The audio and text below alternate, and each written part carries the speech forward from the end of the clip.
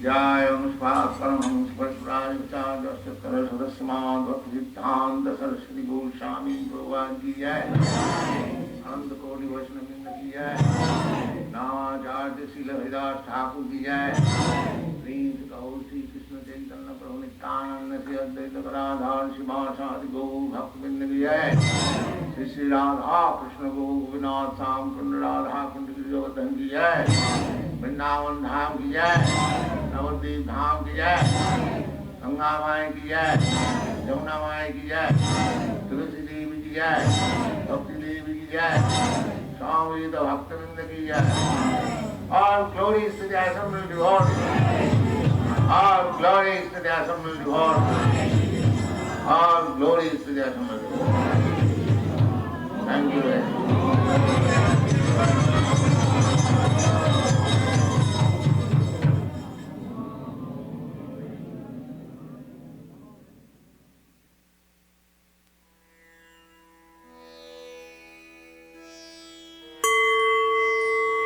Om Namo Bhagavate Vasudevaya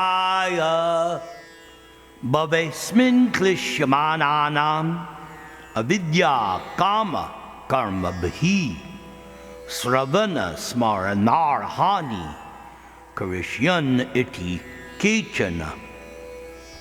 Queen Kunti prayed, O Krishna, others say that you appeared in order to rejuvenate devotional service of hearing, remembering, worshiping, and so on, in order that the conditioned souls suffering from material pangs might take advantage and thus gain liberation.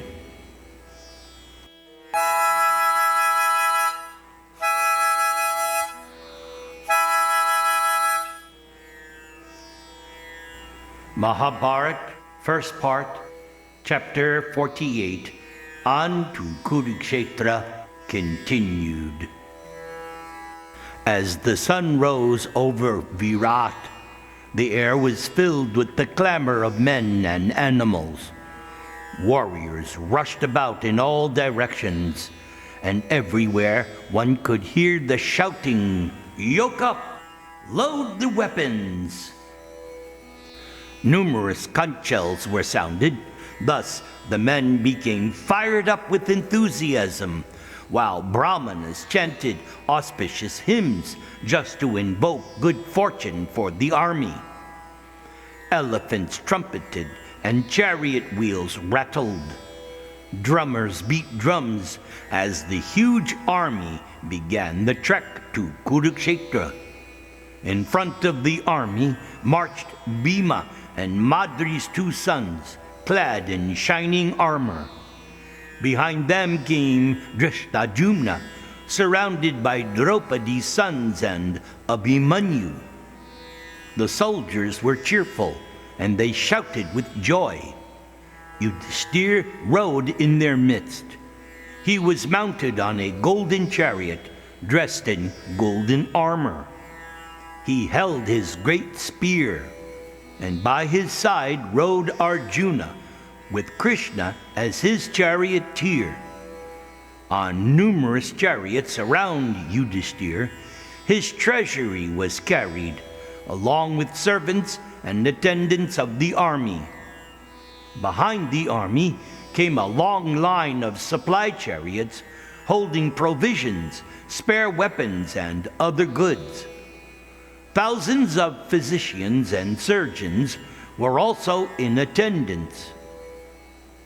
As the army traveled, the Pandavas arranged for charity to be distributed to brahmanas along the way. They passed near many villages and colonies, but they carefully avoided temples and hermitages so as not to defile any holy place and thus bring misfortune upon the army.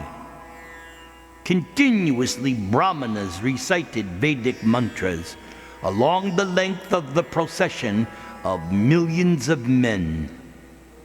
Stopping each night at sunset and camping wherever they were, they went by slow marching. On the sixth night, they reached Kuru-kshetra, where they camped around Lake Hiranvati. In the center of the encampment, servants erected a large tent for the Pandavas. This tent would also serve as the headquarters. Surrounding it, Krishna, Drishtadyumna, Drupada, Virata, and the other army chiefs had tents erected for them. The provisions were also placed in well-guarded tents near the center. The armor, weapons, and chariot parts placed in piles resembled large hills, as did the heaps of grains, ghee, honey, and other foodstuffs. Many thousands of elephants had been assembled, looking like moving mountains and wearing coats of steel covered with spikes. There were also fighting machines of all types, which were capable of throwing rocks, iron pellets, burning oil, lances, and red-hot iron. After conferring with Krishna, Drishtadyumna, and his 4 brothers, Yudhishthir had the army settle to await the commencement of battle. Some miles away, they could hear the Kaurava forces rumbling like thunder in the distance. Now, all that was required was a meeting between the leaders of both armies in order to agree on a day for the fighting to begin. Meanwhile, when Krishna had left Hastinapur, Duryodhana went to his counselors. Having now thwarted our attempts to capture him, Krishna has gone back to the Pandavas. Without doubt, Krishna will be angry with us and will incite the Pandavas to fight to their full power. And there will be a battle which will make our hair stand on end. We should not lose time in arranging our forces. Have them proceed at once to Kuru-kshetra. Let the road between here and there be leveled and cleared. We ourselves should prepare to depart. The ministers, headed by Karna, Shakuni, and Dushashan, got up from their seats and put on fine headdresses. Happy at the prospect of battle, they slapped their arms and laughed. They brought out their weapons and had them loaded onto their chariots. The entire city of Hastinapur was filled with the commotion of men preparing for battle. The city resembled an ocean with chariots, elephants, and horses as its waves, and gleaming weapons for its foam. Drum beats and conch shell blasts were the roar of the ocean, while the city's palaces were the mountains along its shore. Duryodhana rejoiced at the sights and sounds coming from his army. He personally oversaw the loading of the weapons onto thousands of chariots, as well as bows, arrows, axes, spears, clubs, maces, and spiked bludgeons. And there were also massive pots of molasses and sand, which would be heated and then hurled at the enemy. There were large baskets full of poisonous snakes. Devices for throwing every kind of missile were loaded by the thousands.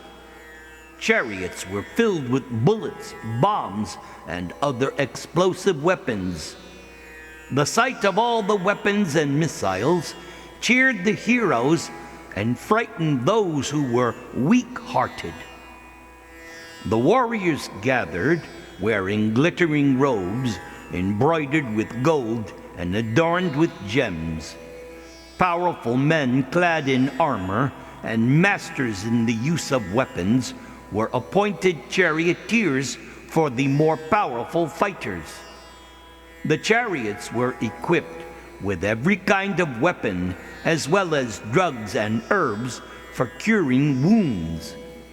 Each chariot was drawn by 4 horses with bells and pearls strung around their necks. The chariots had tall flag standards, and on the chariot turrets were ornaments, shields, and swords, with their blades pointing outwards.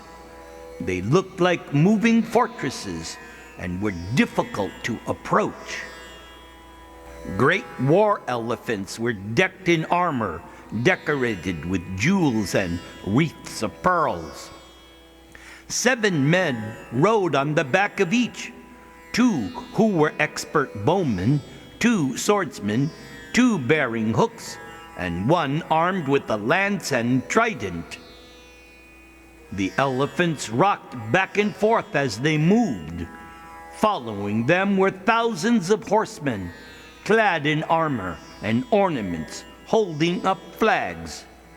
The horses were the best of their species, and under full control and free from the habit of scratching the ground with their forefeet. Behind the horsemen came even more infantry, their polished armor shining in the sunlight. For every chariot there were 10 elephants, for every elephant 10 horsemen, and for every horseman 10 foot soldiers.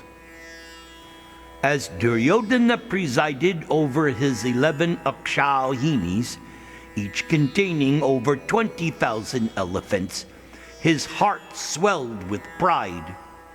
Seeing the endless procession of men, Duryodhana wondered how the Pandavas would be able to even look upon them.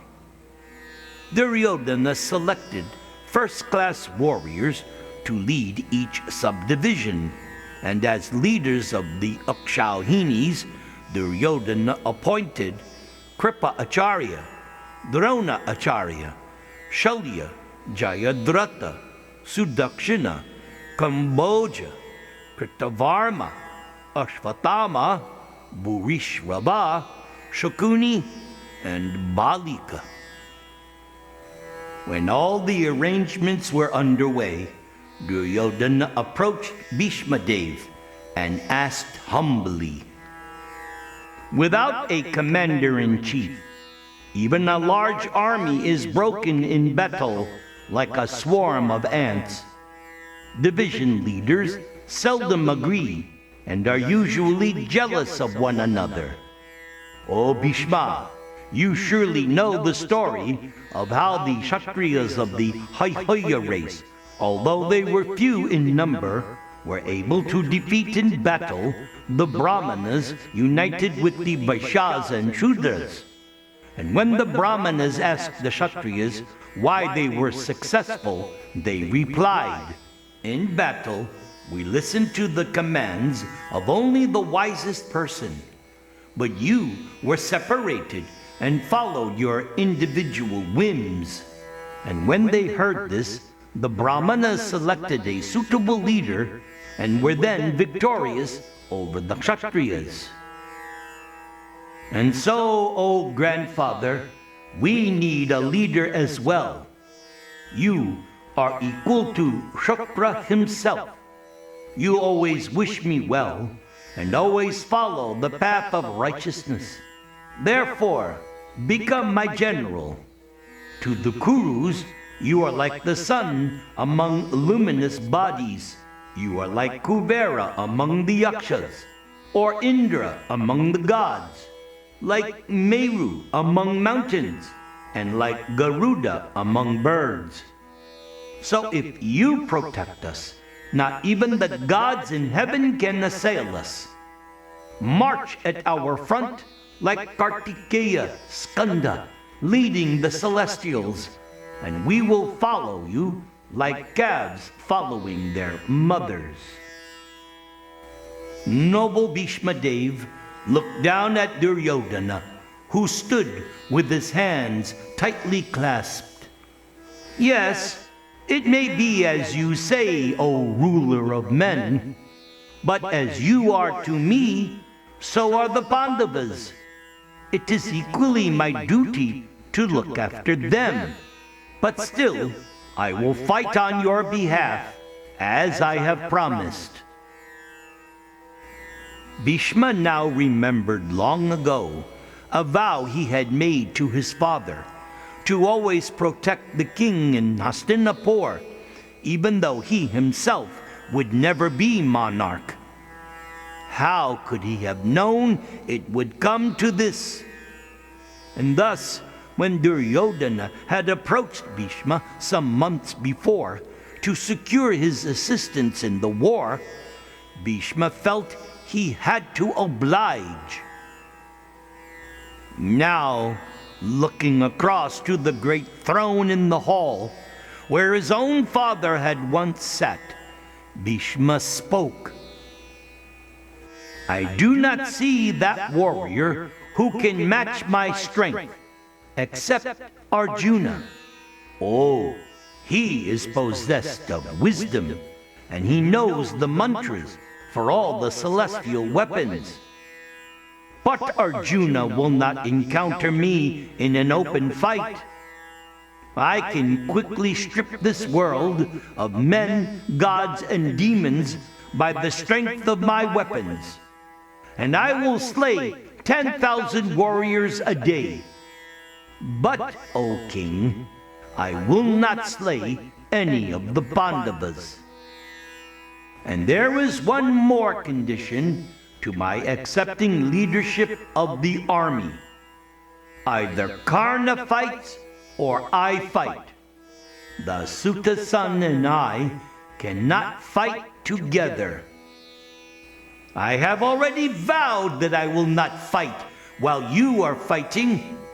O son of Ganga, when you have been slain, then only will I fight, and I will fight with that wielder of the Gandiva bow, Arjuna. Duryodhana gathered Brahmanas and had them perform the rituals to install Bhishma Dev as commander-in-chief. Hundreds of drums and conchs were sounded as Bhishma's head was anointed with sacred water. The assembled warriors roared in delight. With Bhishma as commander, who could defeat them? Bhishma Dev was capable of annihilating armies single-handedly, and he himself could not be killed unless he himself chose to die. However, outside the hall, frightful omens were seen as Bhishma was installed. Showers of blood fell from the sky, and the earth shook. Fierce whirlwinds blew, and trees toppled to the ground. Unembodied voices cried out. Meteors shot across the sky, and jackals howled. Afraid, Hastinapur's citizens made offerings to the gods. When Bhishma came out of the hall, he looked like the full moon. Worshipped by Brahmanas, Bhishma mounted his chariot and set off for Kuru-kshetra at the head of a large division of soldiers. The Kuru army encamped on the western side of Kuru-kshetra. They resembled a vast sea. Soldiers in flashing armor looked like water sparkling in the sunlight. Warriors roared, and conchal blasts continuously sounded. At last, the time for which any Kshatriya always longs had arrived. They would either be victorious in battle or die and attain the heavens. End of first part of Maha-Bharata.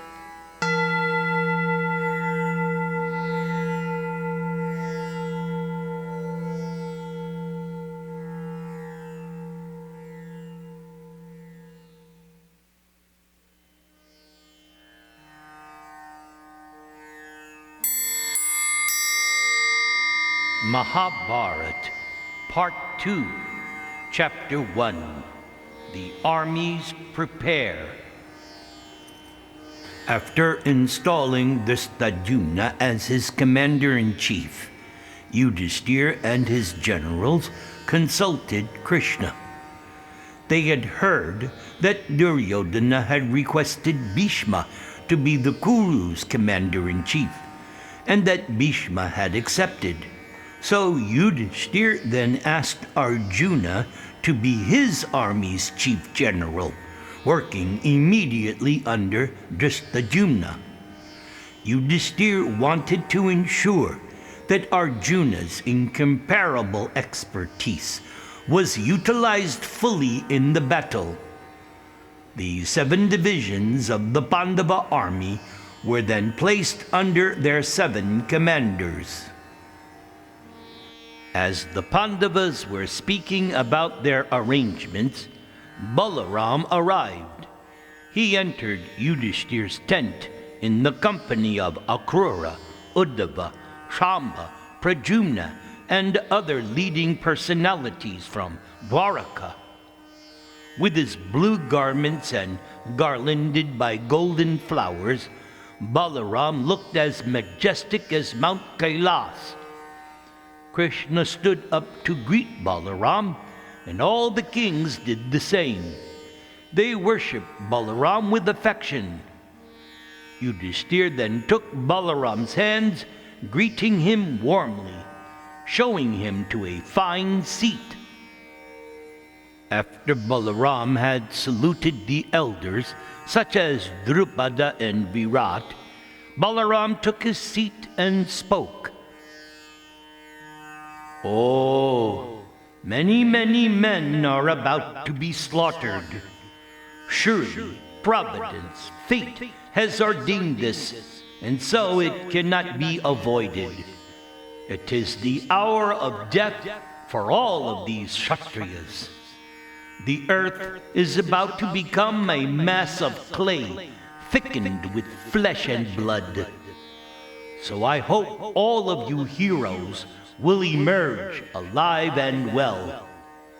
Repeatedly I requested Krishna to act equally towards both the Kauravas and the Pandavas, but he chose to favor you. Krishna looked at his elder brother and smiled. Balaram glanced across at Krishna as he continued speaking. "Yes, Keshava has set his heart upon your interests, and especially the interests of Dhananjaya.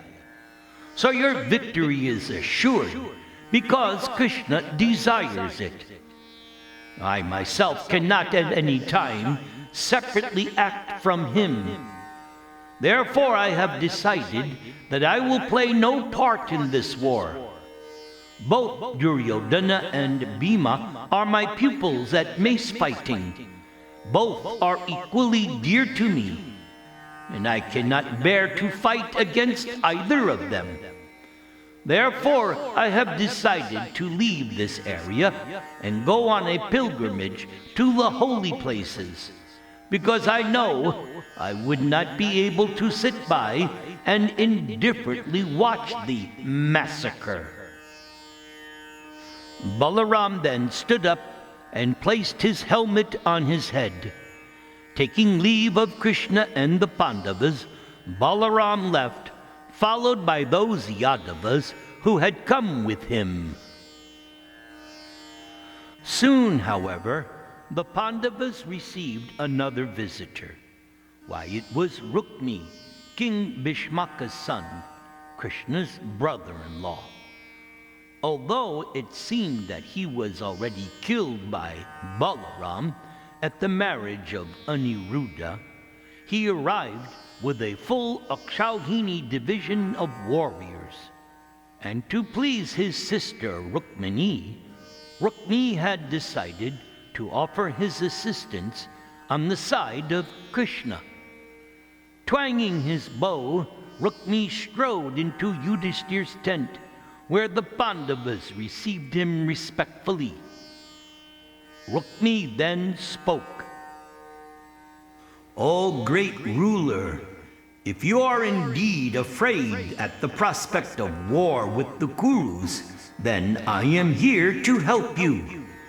There are none who can match my prowess. Your enemies will not be able to bear my might. Whatever part of their army you allot to me as my share will all be ground into the earth. Why, even Bhishma, Drona, and Kripa cannot face me. I will defeat the Kurus and deliver you this earth. But Arjuna could not tolerate Rukmi's proud speech.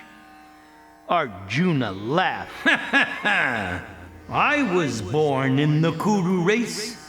I am the son of Pandu and the pupil of Drona Acharya. And I already have Keshava's assistance. How can I be afraid of any enemy? Oh, hero, when I faced the Gandharvas, who was my friend then? When I fought the furious Danavas in the netherworlds, who came to my aid? And then again, in the battle with the Kurus in the Matsya kingdom, who was my helper? Oh, Rukmi, I am not afraid. We have no need of your help. Go wherever you please, or stay here if you like. Either way, we will fight with the Kurus and win. Seeing the other warriors agreeing with Arjuna, Rukmi scowled. Taking up his bow, he marched out of the tent without speaking a word. He then took his soldiers to Duryodhana. If the Pandavas did not want him, then he would fight with the Kauravas. At least he had offered his help to Yudhishthir first. Actually, he was just as happy to fight for Duryodhana. Rukmi still remembered his sister's Swayamvara, in which he had wanted her to select Shishupal. But Krishna had come and kidnapped Rukmini. Rukmi had then chased Krishna and fought with him, only to be defeated and humiliated. Maybe now he could exact his revenge. Now, going before Duryodhana, Rukmi repeated the words he had used when speaking to Yudhishthir. Do not be afraid of the Pandavas, O king, for I am here to help you. But Duryodhana also rejected Rukmi. I have no need of your help. What fear do I have of the Pandavas, surrounded as I am by the world's greatest heroes, and being a mighty warrior myself? So, Rukmi left the Kauravas and returned home, deciding to play no part in the war. If no one wanted his help, then he would not fight. Let them annihilate one another without him.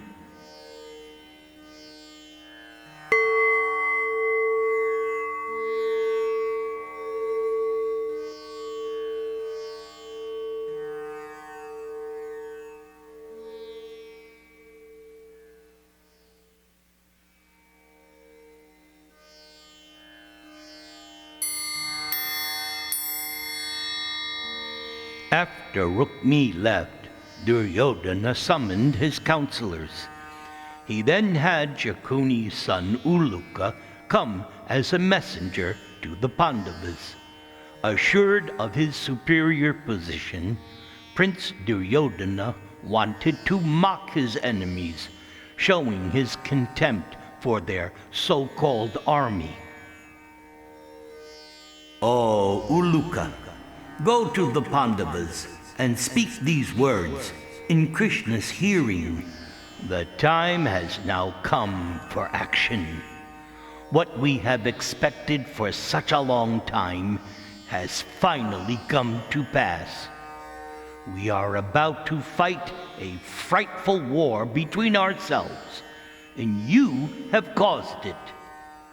Prove now the truth of all your boastful words which you sent through Sanjaya. Let us see your actual power. Duryodhana's black eyes then narrowed. Standing up as he spoke, he pointed at Uluka. And then say this to Yudhishthir. How do you pose yourself as a virtuous man, O descendant of Bharata? You now desire to destroy the world for the sake of wealth. One who presents himself as pious while secretly concealing wicked intentions is said to be like the cat in the famous story of old. Listen to the story my father heard from Narada Rishi. Once there was a cat who went to the Ganges. Standing on the bank with upraised paws, he said, I shall practice virtue.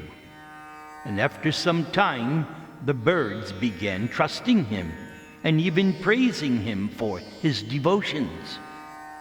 That cat continued with his austerities, and in due course, the mice also saw the cat's peaceful demeanor and long-time pious practices.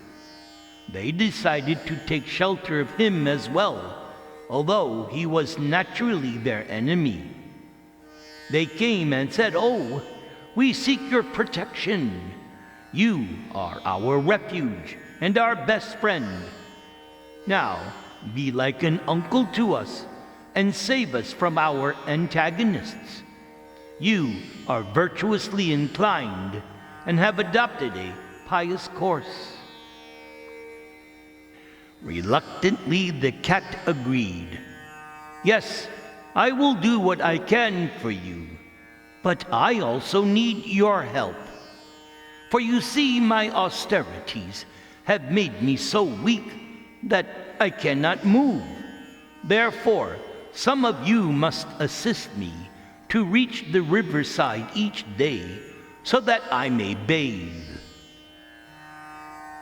The mice agreed to this and began living around the cat. Every day a number of them would go to the river with the cat, but the cat would eat them. Thus the cat grew fatter and stronger, while the mice diminished in number. Soon they realized what was happening. Among them was one wise mouse who pointed out that an animal living on fruits and roots cannot have hairs in its species. So he concluded, yes, this cat only makes a show of devotion. His real business is eating mice. The mice then fled in all directions, and the wicked cat also went back to where he had come from. Now you see, O Yudhishthir, you are behaving in the same way towards your own kinsmen. Your words mean one thing, while your acts are quite different. Give up your disguise as a gentle and harmless man. Come out and fight like a true kshatriya. Dry your mother's tears by winning victory in battle, if you can. Remember our former antagonism, the poison, the lack house, the insult to Draupadi. Ha! Now show us your real strength. Duryodhana laughed and derided the Pandavas in various ways, mocking their power while praising his own.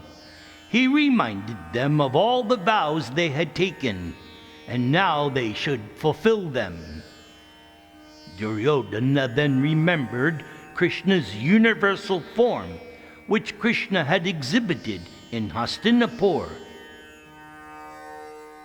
Yes, tell Vasudeva that his display of illusion does not scare me, for I too can show many forms. What is the use of such things? O Keshava, come in that mystical form to the battlefield, and we will see what difference it will make. I know your power, and I know Arjuna's, and I know the Gandiva bow and the inexhaustible quivers it holds, as well as about the fiery chariot Agni gave Arjuna with its celestial banners. Still I challenge you. Indeed, I could face 1,000 Krishnas and 100 Arjunas, and still have them flee in all directions. Why, even knowing everything about your power, I shall deprive you of your kingdom without any fear. Duryodhana began to pace as he delivered his most arrogant message. Karna, Dushashan, and Shakuni cheered Duryodhana's brave speech, encouraging him to say more and more. Duryodhana reminded the Pandavas of the dice game and their exile at his hands. Is this not sufficient proof of my superiority? Bhima must have been tired as he cleaned pots in Virata's kitchen. Arjuna wore bangles and braided hair. Yudhishthir became Virata's servant. These are the ways a Kshatriya punishes others weaker than himself. I have no fear of you Pandavas, nor of you Krishna, nor of any of the fools who have chosen to fight beside you. I will not even return the smallest part of your kingdom. Uluka memorized every word in the exact mood with which it was spoken, although Duryodhana spoke for almost an hour. Duryodhana then concluded, "Let the battle begin tomorrow. Then you will see your folly. Like a frog in the well who cannot know the ocean. You cannot know how vast my forces are. One who wishes to defeat Bhishma, Drona, and Kripa would be able to rend a mountain with his head or swim across an ocean. Now, when you see the Kuru forces assembled like a great sea, then will your desire for the kingdom disappear. All thoughts of ruling this world will vanish, like a man who has never practiced devotion and yet still desires heaven. So too is your hope for winning this kingdom. Tomorrow we will see who should be the earth's rightful ruler." Duryodhana then told Uluka to deliver the message at once. Uluka mounted his chariot and rode over to the Pandavas' camp, with Duryodhana's words still ringing in his ears. He knew the message would incite the Pandavas' fury, and so he approached Yudhishthir with apprehension. "My lord, please see me only as an envoy. Knowing the law in relation to messengers, do not become angry when you hear my words, for I will only speak what Duryodhana has told me to say, and nothing more." Yudhishthir smiled and showed Uluka to a seat in his tent. "Do not fear. You may speak freely here. Tell us what the small-minded Duryodhana, driven by greed and lacking in foresight, has said." Uluka looked around the tent. All the Pandava chiefs were present.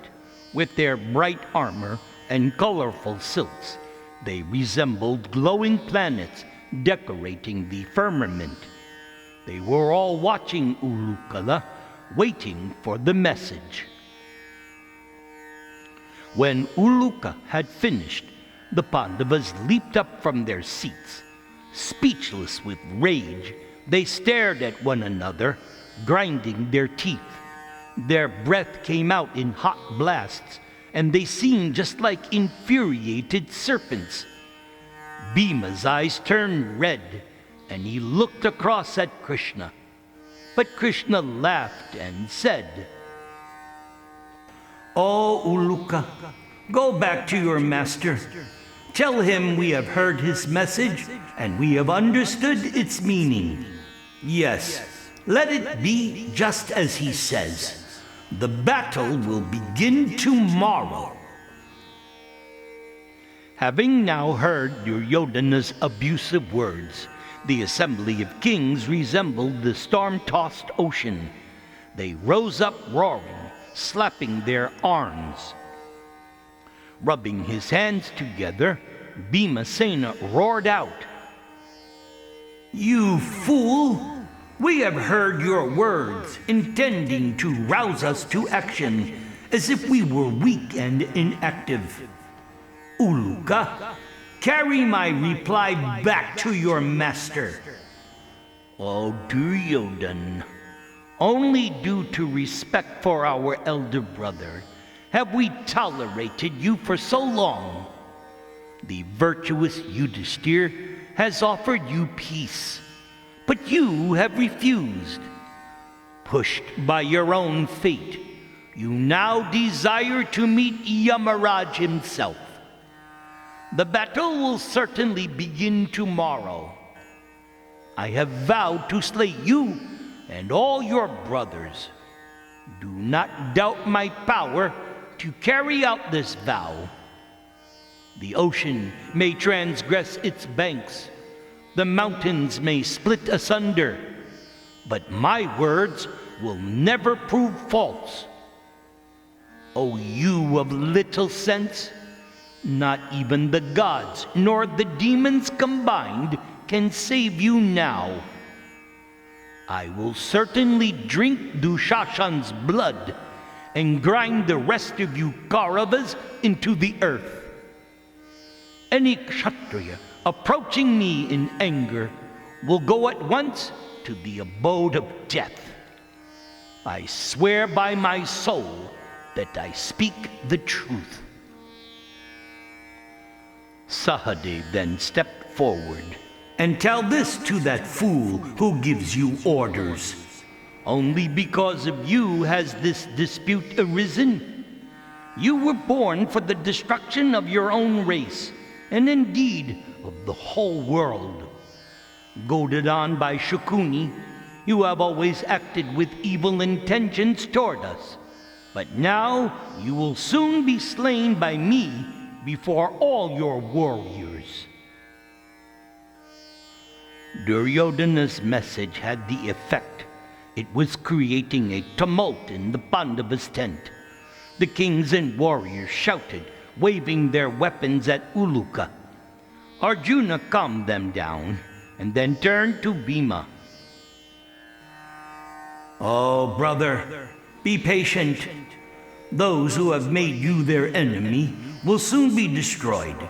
Nothing can save them, and there is no need to rebuke Uluka, for he is only an envoy.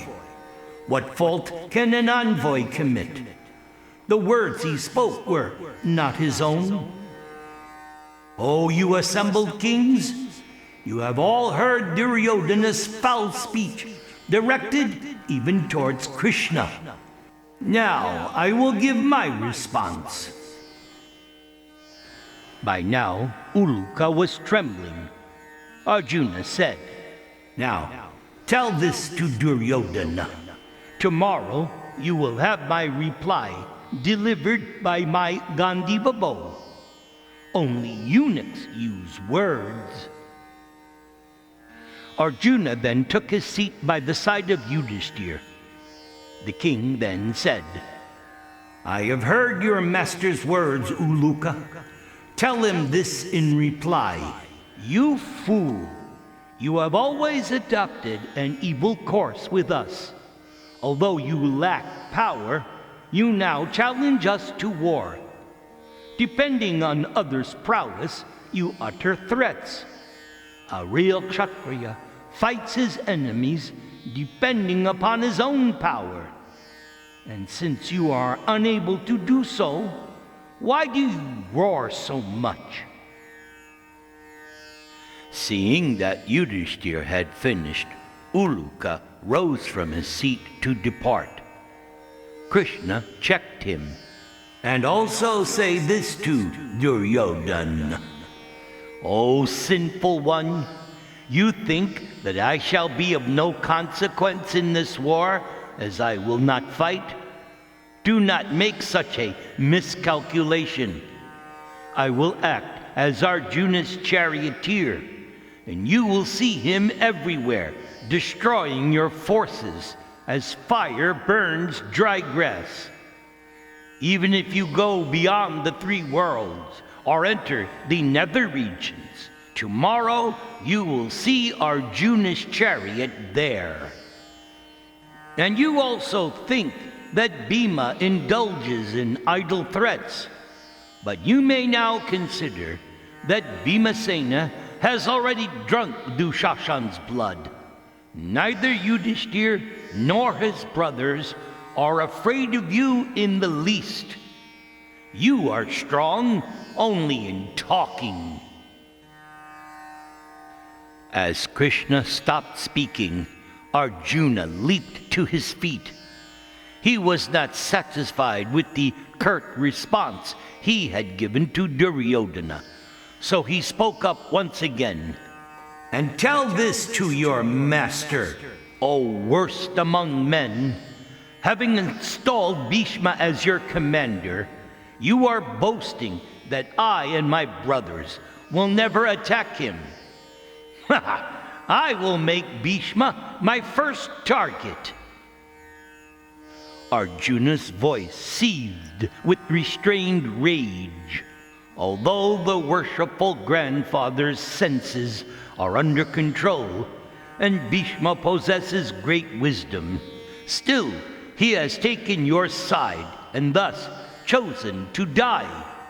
And I will not hesitate to direct my arrows towards Bhishma Dev.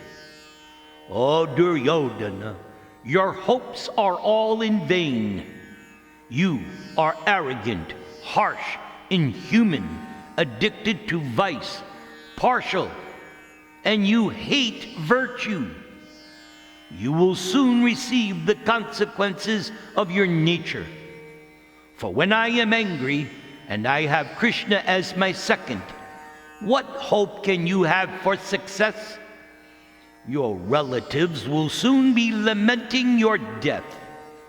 When you are struck down by Bhimasena, then you will recall your foolishness. When Arjuna sat down, Uluka bowed before Yudhishthir, anxious to depart. Reassuring Uluka, Yudhishthir said, "Now also say this, O Duryodhana, you have judged me improperly.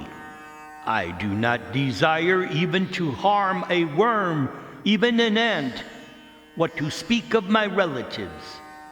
Thus, I was prepared to accept only 5 villages just to avoid this war. No, it is only due to you that this calamity has arisen. O man of meager understanding, you are overpowered by lust, and you could not accept Krishna's advice.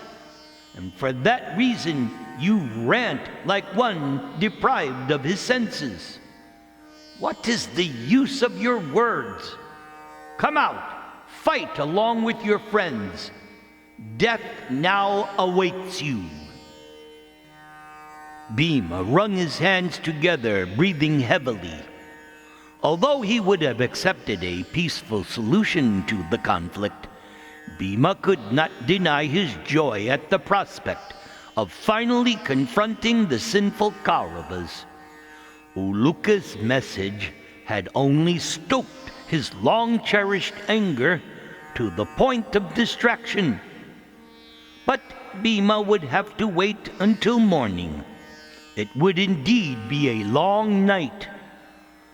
Suppressing his rage, Bhima spoke again to Ulaka, this time even more harshly.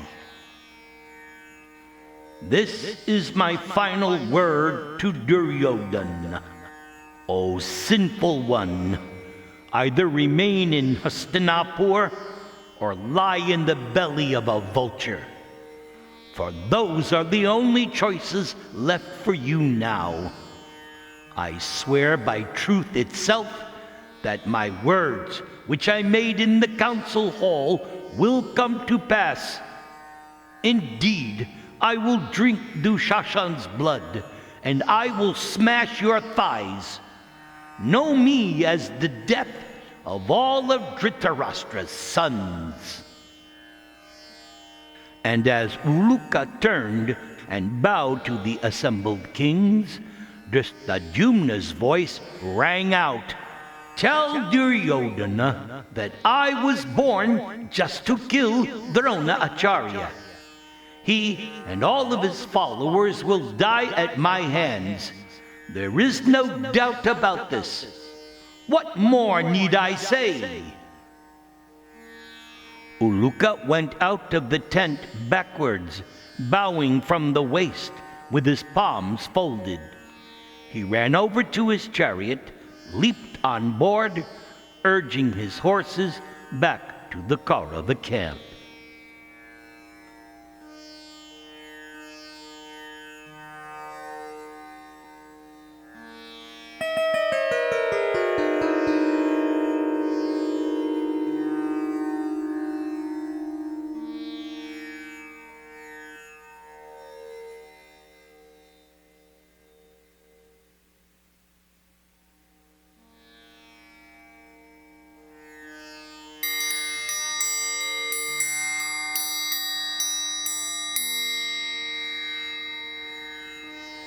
Yudhishthir began to move his army into position on the battlefield.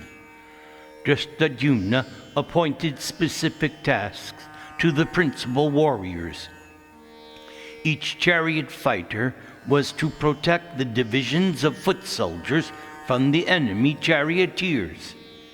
Equals should fight equals. The chiefs of the army were allotted chiefs on the opposing side. Bhima would fight with Duryodhana, Sahadev with Shakuni, Nakula with Ashvatthama, Shikandi with Bhishma, Uttamauja with Kripa, and Dhristadyumna would engage with Drona.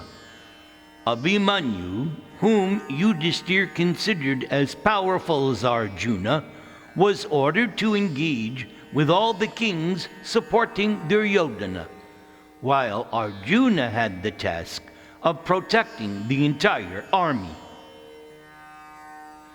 Gradually, the Pandava forces arrayed themselves.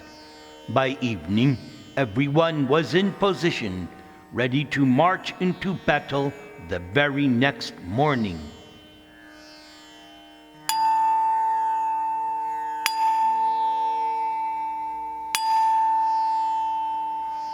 Duryodhana was sitting amid all his generals when Uluka returned, delivering the Pandavas' replies. The prince sneered and then turned towards Bhishma. The war begins tomorrow, O grandfather. What should be done now? Bhishma, having surrendered himself to the certainty of war, and also the hopelessness of trying to make Duryodhana ever see sense, replied, After bowing before Kumara, the god of war, I will act as your general. I am as capable of organizing armies as is the great Brihaspati, being conversant with every means of attack and defense, which could be employed by either men, gods, or demons. I will confound the Pandavas. I will fight according to the rules laid down in the holy books, all of which I know. Let your fears be gone. Duryodhana did not like hearing that he might be afraid. I am not afraid even of the gods or the Asuras united. O you of long arms, I tell you this truly. How much less afraid am I when I have you as my commander and Drona by my side. O best of men, with you fighting for me, I think the kingship of the gods would not be hard to attain. Duryodhan paused reflectively. Surely his army was invincible, especially under Bhishma and Drona's leadership. But the Pandavas had so far proved difficult to overpower, even without the support of an army. And now they had amassed 7 divisions of warriors ready for war, and the brothers, protected by that wily Krishna, would fight filled with rage. Krishna had made sure of that. The Kaurava Duryodhan looked inquisitively at Bhishma. I desire to hear from you about the strengths and weaknesses of the enemy, and also of ourselves. Please tell me everything you know. Sitting before a large number of warriors in Duryodhana's tent, Bhishma spoke. O king, listen as I describe who are Rathas, Maha-Rathas, and Atirathas in your army. There are thousands of Rathas on your side, each capable of contending with 1,000 warriors at once. There are also numerous Maha-Rathas who can stand against 10,000, and there are many Atirathas who can face almost an unlimited number of opponents. And you, O son of Gandhari, are an Atiratha, and your brothers are all Maha-Rathas. All of you are skillful elephant and chariot drivers, and expert with weapons. You will slay the Pandava forces in large numbers. Bhishma then described the strength of every principal warrior on the side of the Kauravas.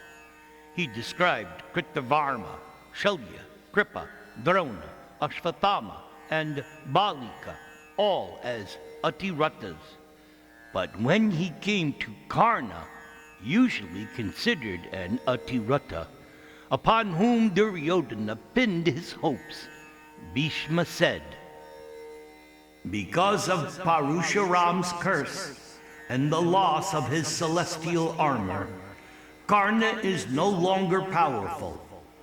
Although he brags of his prowess, and you have elevated him to a higher station than he deserves, he is now of little consequence. In battle, he becomes confounded and is too soft on his enemy. In my opinion, he is only 1/2 Ratha. So when he comes before Arjuna, he will not escape with his life. Yes, grandfather, it must be as you say, because you would never say anything false. Karna jumped up from his seat, his eyes angry. Oh, grandfather, you are ever given to piercing me with your sharp words. What sin have I committed that you derive such pleasure from insulting me? I tolerate it only for the sake of Duryodhana. In my opinion, you too are only 1/2 Ratha. I do not speak falsely when I say that you are the enemy of the entire universe. Actually, you are the enemy of the Kurus in the guise of a friend.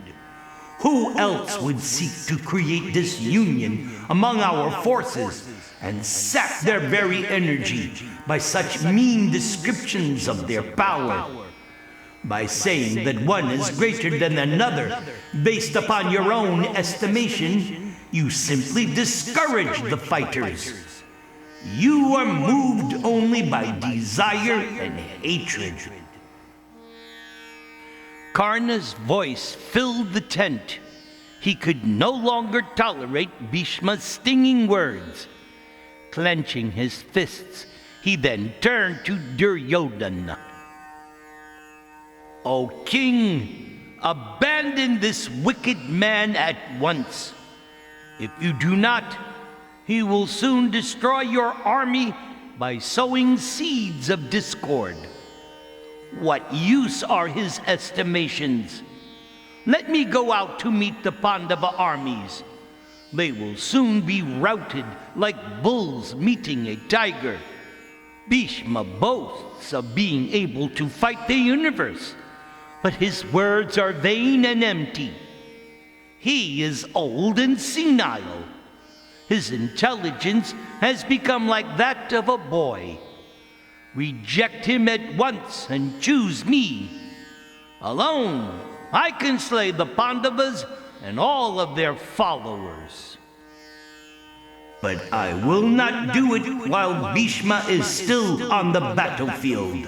The glory and fame of a victory goes to the commander, not to the individual fighters. So I will do nothing to increase Bhishma's fame. When he is killed, then I will come out and display my prowess. Bhishma looked contemptuously at Karna. The time for battle has arrived. Long have I known this calamity would come. Now the burden of this battle, vast like an ocean, rests upon my shoulders. I have no desire to create dispute among our men. For this reason only do you still live, O son of Asuta. Although I am now old and you are young, I would still immediately destroy your desire for battle and take your very life. Good men do not approve of self-praise. But I will say something now, because I am losing my temper.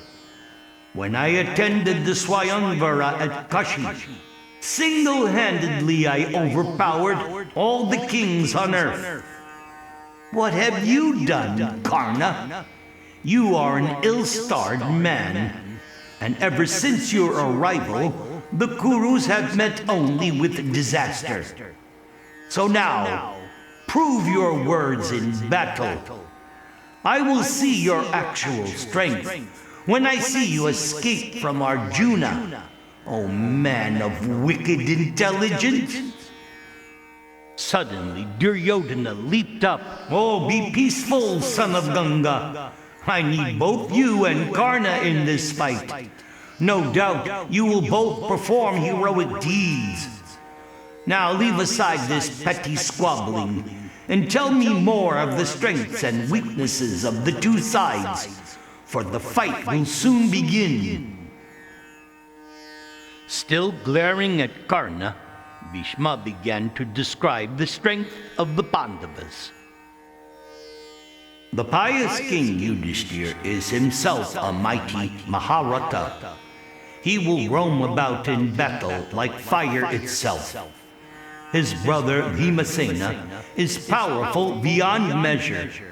His strength is simply not human, and in fight with either mace or arrows, he is without equal. And the two sons of Madri are peerless fighters. Now, remembering their hard suffering in the forest, they will release the poison of their anger on your men. O king, all 5 Pandavas are great souls, devotees of the Supreme Lord, so they are invincible. They have all practiced asceticism and are devoted to virtue. Their prowess is incomparable, as you saw at the Rajasuya sacrifice when they conquered the earth. Why, even as children, you saw their extraordinary strength, and that is when you first became envious of them. So in my view, you should avoid them in battle. Bhishma was looking intently at Duryodhana as he spoke. regarding the copper-eyed Arjuna, who has Narayana as his ally, I say this: No brave warrior in either army can match Arjuna in any way. Even among the gods, Gandharvas, Nagas, Rakshasas, and Yakshas, Arjuna has no equal. What to speak among humans? Arjuna has the Gandiva bow. He also has a divine chariot drawn by horses that can fly at the speed of the wind. Arjuna has impenetrable celestial armor and also 2 inexhaustible quivers. He knows every kind of celestial weapon. He will simply wreak havoc in your army, O king. Only myself or the preceptor Drona can advance against him. There is no third warrior capable of standing before Arjuna when he pours forth his showers of arrows. He is young and fit, while Drona and I are old and worn out. He now waits for battle with Keshava at his side. All the kings in Duryodhana's tent heard Bhishma's description of Arjuna and felt themselves shorn of all their power. Bhishma described the other fighters on the side of the Pandavas. Having named many of them as Atiratas and Maharatas, Bhishma then spoke about Shikandi. You have all heard that Shikandi is destined to kill me, but he was born a woman, and so I will not therefore face him in battle. Listen now as I tell you the history of Shikandi, which I have heard from Narada Rishi.